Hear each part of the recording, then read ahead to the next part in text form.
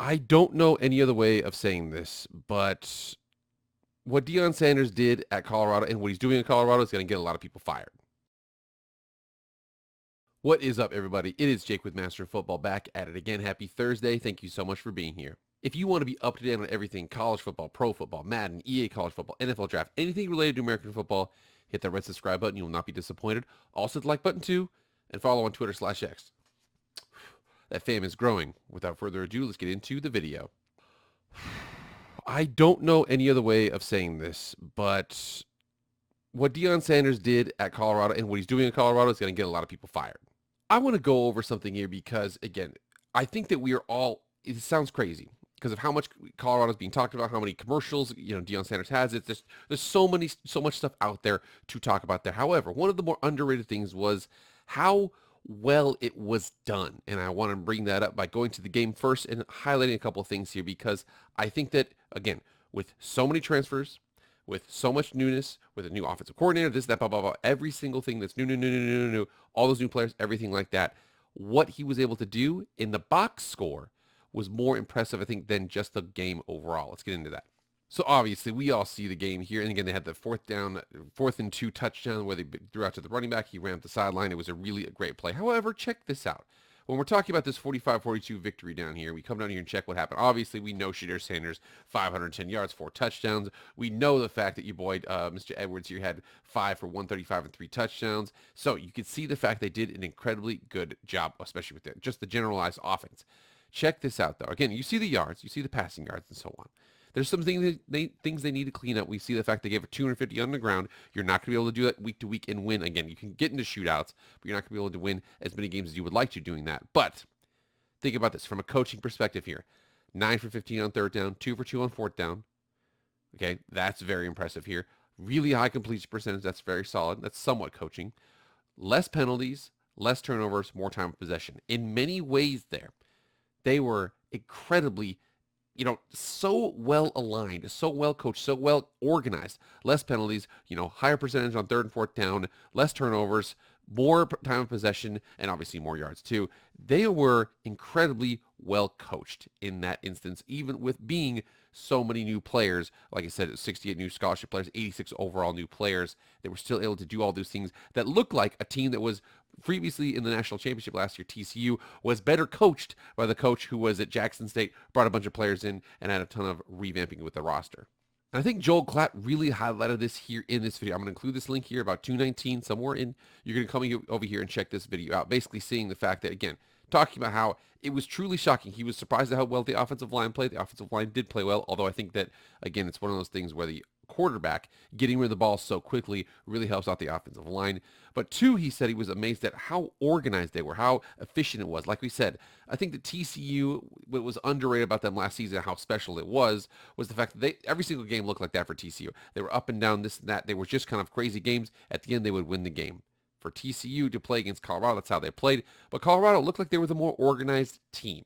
So with that, there's something to kind of go into there because, again, with how well Coach Prime is doing, I think there's a lot of coaches and there's going to be a lot more turmoil based off of what he did. He comes in, 68 new scholarship players, 86 overall new players to a team that won 1-11. They were not a very good team. Colorado had kind of fallen back a little bit. Carl Durrell had a decent season during the COVID year, but for the most part, they really hadn't been doing well since Steven Montez was there back in 2015, 2016. So with that, you're thinking like, okay, we got a down program, a program that wants to be good, willing to take a big swing. He comes in and he takes an even bigger swing with the roster. It's worked for him. So, who am I thinking could be Colorado 2.0, Colorado 3.0, Colorado 4.0, whatever that is? I have 3 programs I want to talk about here because I think these 3 programs are in line for this. Like I said, I think a lot of other coaches are going to try this. Come in, clean house. Who cares? Do I think they have the capabilities of doing this like Coach Deion Sanders does? No, because I don't think they can bring in the number 2 player in the country, his son who's a 4-star and blah, blah, blah, all those amazing players out there. So this is going to happen more often.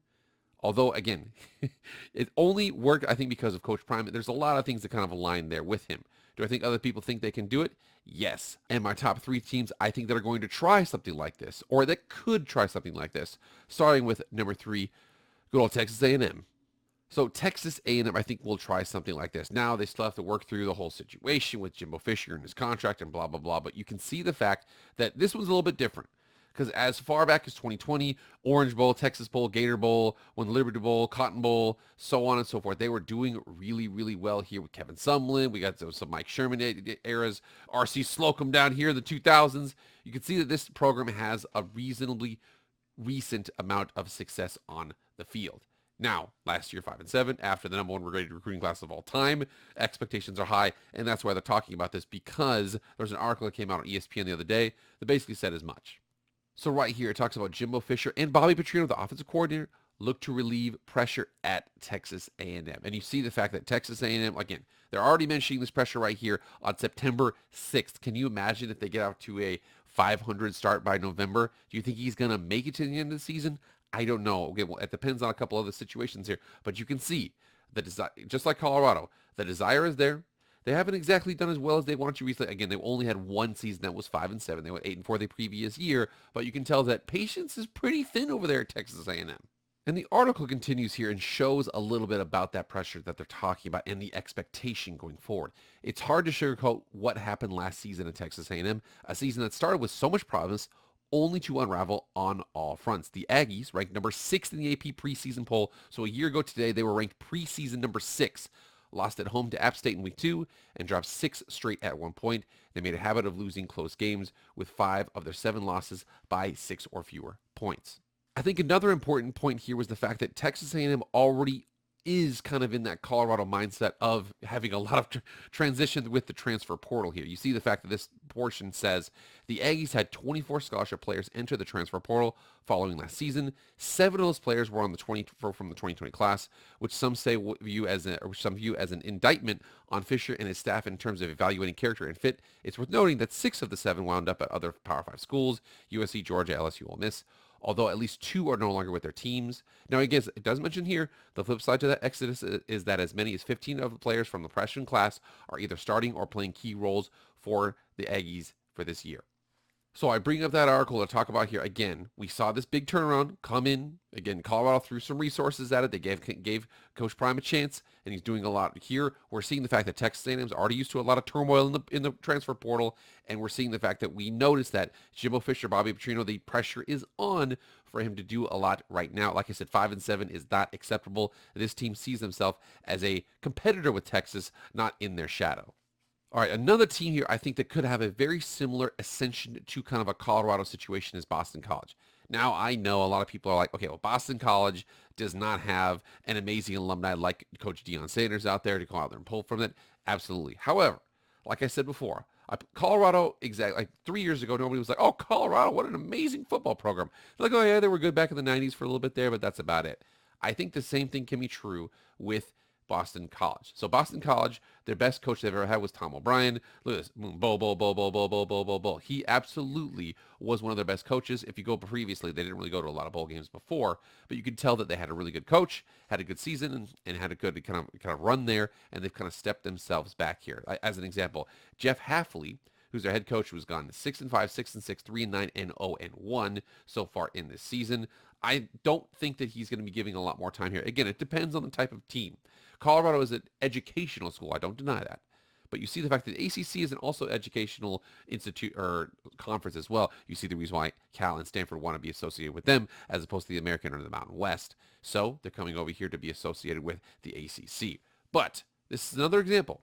Boston College. You're thinking like, the Northeast is kind of dead for college football. Again, they've got plenty of money, got a couple $1 billion in endowment. Not going to say they're going to throw that money at this problem if they would. But I am saying, though, of any team I would believe who's like, doesn't really care about football, but if they were to turn around, they've got some resources, they've got a unique situation.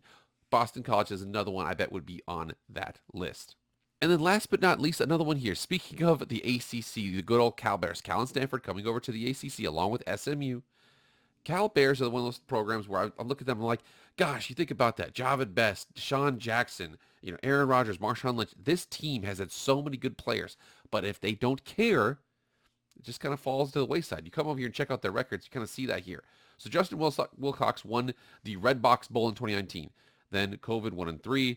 2021 5-7. This year 4-8. Now they had a big win against North Texas at North Texas. Good for them. but that's not exactly how you're going to rate the whole program. But I am saying here that this is the type of team. Again, you come down here and check this out. Boom, boom, boom, Jeff Tedford, Inside Bowl, Holiday Bowl, Las Vegas Bowl, Emerald Bowl, Poinsettia Bowl, got the Alamo Bowl, got the Aloha Bowl. There's a couple bowls down here that they actually did well. Jeff Tedford was one of the better coaches they've had. So you can see the fact that that's what's going on with these guys. Again, Sonny Dykes did not work out at Cal. And I don't know if that's because the program didn't care, because it's hard to recruit, whatever it is. I do know you get the right head coach in there.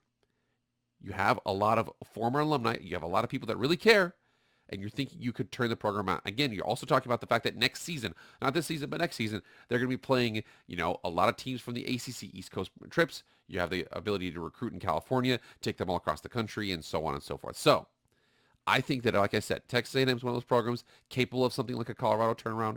Boston College is 2, and Cal Bears are 3.